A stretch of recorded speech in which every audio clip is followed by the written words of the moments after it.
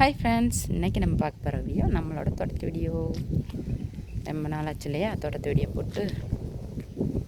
மாதுளங்கண்டு பிஞ்சு நிறைய விட்டுருக்குங்க பாருங்கள். குட்டி குட்டியாக நிறைய இருக்கா. அவ்வளோ பிஞ்சு இருக்குது. கொத்து கொத்தாக பார்த்தீங்கன்னா ஒரு கொத்தில் கிட்டத்தட்ட ஒரு ரெண்டு மூணு அப்படி தான் இருக்கும். ஒரு பீஸலன்றது தான் ரொம்ப அது எப்படின்னா ரொம்ப ரஷ்ஷாக கம்மியான இதில் தான் இருக்கும். எல்லாத்துலேயுமே 3 பிஞ்சு 2 பிஞ்சு இந்த மாதிரி கொத்து கொத்தாக தான் இருக்குது. ஆனால் இதை பார்த்தீங்கன்னா அணில் என்ன வேலை பண்ணுது பாருங்களேன்.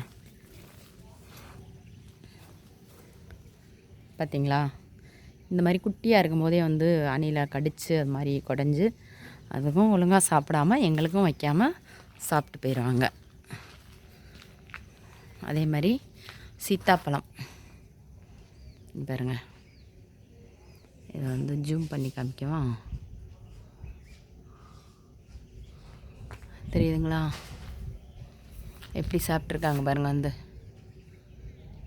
தெரியுதா, இந்த மாதிரி குட்டியாக கொஞ்சம் காய் பெருசாக வரும்போதே சீத்தாப்பழ காயெல்லாம் சாப்பிட்ருவாங்க.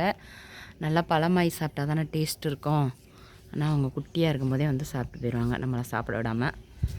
சரி சாப்பிடுது அப்படின்னு பார்த்தாலும் அதுக்கும் யூஸ் இருக்காது. அது கடித்து பார்த்தோன்னே ஒரு மாதிரி துவக்கம் இல்லையா, அதனால் போட்டு போயிடும். சீத்தாப்பழமும் நிறைய பிஞ்சு இருக்குது. ஆனால் அதில் ஏதோ ஒரு நோயின்ற மாதிரி இங்கே பாருங்களேன். இந்த மாதிரி வெள்ளையாக வருதுங்க. என் கையில் பறித்து வச்சுருக்கேன் பாருங்கள். இது ஃபுல்லும் வந்து அப்படி வெள்ளையாக இருக்கா. இதை தொட்டோம்னா பார்த்திங்கன்னா ஒரு மாதிரி ரத்தமாக மாறிடுது. இது ஏதோ ஒரு எந்த விதமான பூச்சி கடிக்குதுன்னே தெரியல. இந்த பழம் ஃபுல்லுமே பார்த்திங்கன்னா ஒரு மாதிரி வெள்ளையாக பூச்சியாக இருக்குது. கையெல்லாம் ஊறுதுங்க ஒரு மாதிரி. இது வந்து 2-3 வருஷமாகவே எங்கள் வீட்டு மரத்தில் பார்த்திங்கன்னா இப்படி தான் ஆயிடுது. முதல்லாம் பார்த்திங்கன்னா அப்படியே பார்க்கலே அந்த ஒரு மாதிரி நல்லா பச்சையாகவும் லைட்டாக அந்த பழுக்கும் போது பார்த்திங்கன்னா லைட்டாக மஞ்சளாடி அவ்வளோ ஒரு டேஸ்ட்டாக இருக்கும். இப்போ ஃபுல்லுமே சீத்தாப்பழம் பார்த்திங்கன்னா கொஞ்சம் பெருசாகும்போதே அந்த பூச்சியை அடிச்சுட்டு ஒரு மாதிரி ஃபுல்லுமே பழம் ஃபுல்லும் ஒரு மாதிரி வெள்ளையாயிருதுங்க. பாருங்கள் நிறையா இருக்குது. ஆனால் ஒரு மாதிரி மஞ்சள் ஆடி அது மஞ்சள் ஆடும்னே அந்த மாதிரி இந்த இருங்க வெள்ளையாக இப்படி தாங்க ஆயிடுது. மரத்தில் கிடக்கும்போதே நிறையா இருக்குது.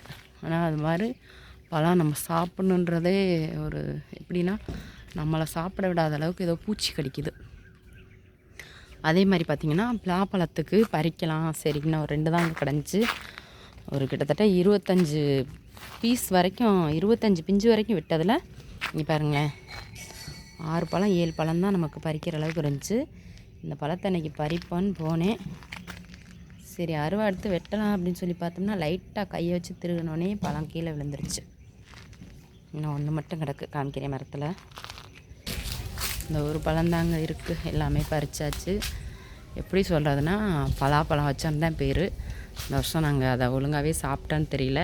எப்படி சொல்கிறதுன்னு எனக்கு சரியாக தெரியல. இது எந்த தருணத்தில் அந்த பழத்தை பறித்து சாப்பிட்றதுன்னு எங்களுக்கு தெரியல. ஒன்று காயாக பறிச்சிடும், லைட்டாக பிஞ்சாக பறிச்சிடும், லைட்டாக ரொம்ப பழுத்து அது சாப்பிடவே ஒரு இல்லாமல் போயிடுது. இதுதான் நம்மளோட தோட்டத்து வழியாக முக்கியமான ஒரு விஐபி இன்ட்ரடியூஸ் பண்ணி வைக்கிறேன் பாருங்கள். இவங்க தாங்க அந்த விஐபி. தம்பி வளர்க்குற ஜல்லிக்கட்டு, நம்ம வீட்டு ஜல்லிக்கட்டு மாடு இது. இன்னொன்று வந்து வெளியில் அவுத்துட்டு போயிட்டாங்க பசங்க. வந்து கிரிக்கெட் விளையாடுற நாடி அவுத்துட்டு போயிட்டு அதை விளையாட விடுறதுக்காக கூப்பிட்டு போயிருக்கானுங்க. இவங்க தான் இப்போதைக்கு வீட்டில் இருக்காங்க. நம்மளோட தோட்டத்துடைய அடுத்த ஹீரோ பாருங்கள். இவர் தான் ஹீரோ. இவரை வந்து ஏற்கனவே நம்ம வீடியோவில் போட்டிருக்கேனா. நம்மளோட சேனலை இப்போ தான் புதுசாக பார்க்குறீங்கன்னா சப்ஸ்கிரைப் பண்ணுங்க. மறக்காமல் பக்கத்தில் இருக்க பெல் ஐக்கானையும் கிளிக் பண்ணுங்க. உங்களோட பாயிண்ட்டுகளையும் கொடுங்க.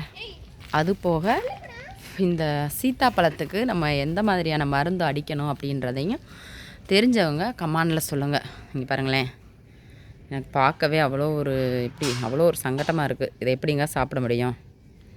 ஆனால் பழம் பார்த்திங்கன்னா அவ்வளோ ஒரு தித்திப்பாகவும் டேஸ்ட்டாகவும் இருக்கும். கிட்டத்தட்ட அன்றைக்கி ஒரு 15-20 பழம் வரைக்கும் நான் பறிச்சிருக்கேன்.